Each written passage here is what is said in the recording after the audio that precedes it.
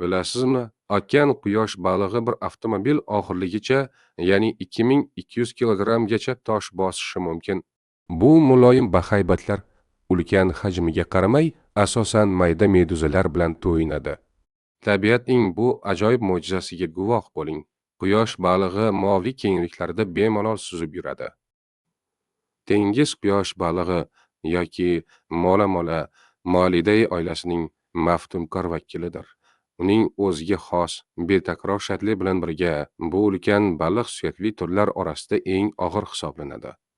Uning evolyutsiyadagi uzoq va sirli yo'li uni dengiz bioxilma xilligining beqiyos mo'jizasiga aylantirgan. Atlantikadan Tinch okeanigacha bo'lgan iliq va mo'tadil dengizlarda o'zini erkin his qiluvchi ulkan okean kezari quyosh balig'i bilan tanishing. Ular suv yuzasida oftobda toplanib suzishni xush ko'rishadi. Ammo shu bilan birga dengiz tubining zulmatlariga ham sho'ng'iydilar. Biroq iqlim o'zgarishi ularning bu sirli sayohatlarini qanday o'zgartirar ekan?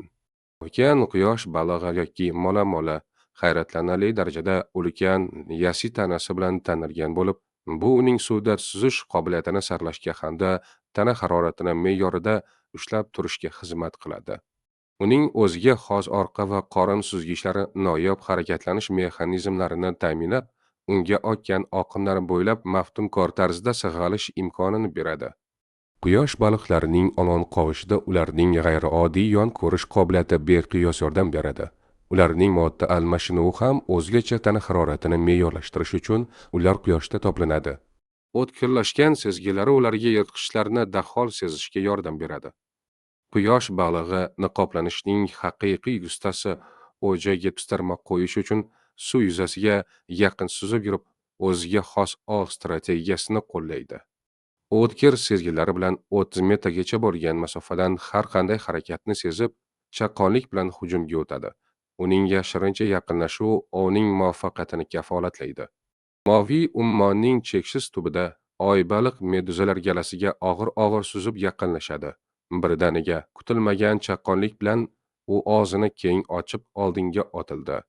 Meduzalar har tomonga sochilib ketdi, ammo oy baliqning nishoni allaqachon qo'lga kiritilgan, bir yutishda butunlay yutib yuborilgan edi.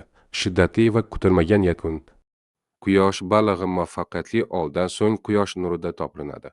O'zining ulkan hajmidan ehtimoliy raqiblarga qarshi qalqon sifatida foydalanadi. Ushbu mahobatli jonzot o'zining ulkan gavdasi va mustahkam terisiga tayangan holda fursat kutib turuvchi yirtqichlardan o'zini himoya qiladi.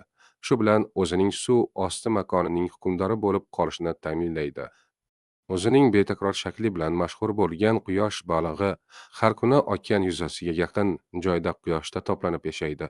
Garchi odatda yolg'iz hayot kechirsalarda, ular vaqti bilan oziqlanish uchun to'dalarga birlashadilar.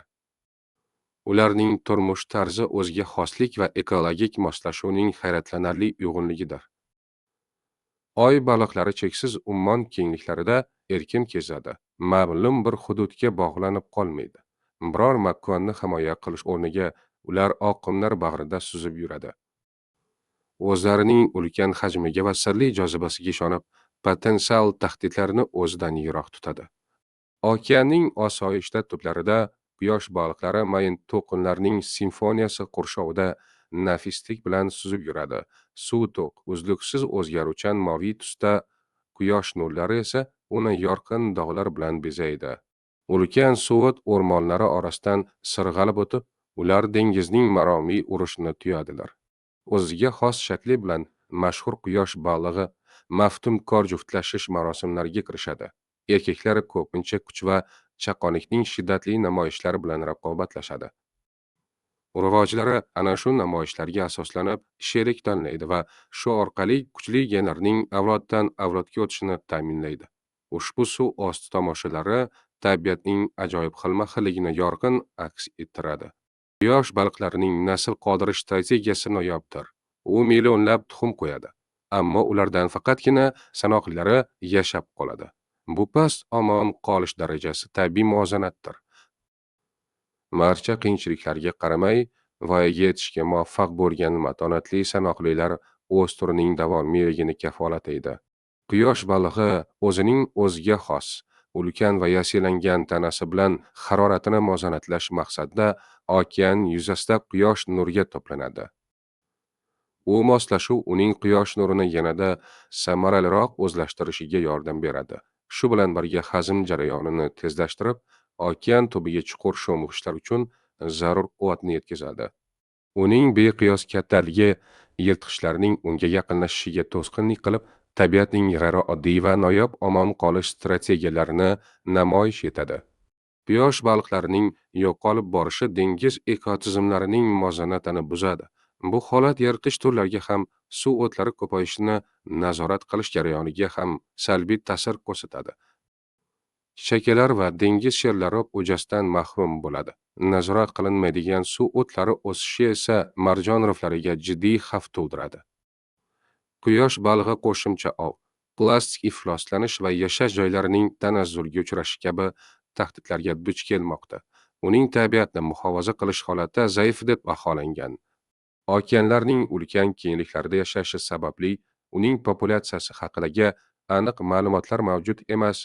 Bu jumboqli turning hayotini chuqurroq anglash va uni himoya qilish maqsadida himoya ishlari davom etmoqda.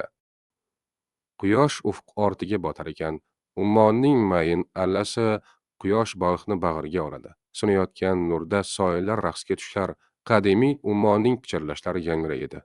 Quyosh baliq sokin uyg'unlikda oqib yuradi. Dengiz sirlarining vaqtdan ustun posboni bo'lib, oy baliqlarining sirli dunyosiga sho'ng'ing. Obuna bo'lib, dengiz osti mo'jizalariga yanada chuqurroq sho'ng'ing. Eksklyuziv sirlardan voqif bo'lish uchun bugunoq bizga a'zo bo'ling.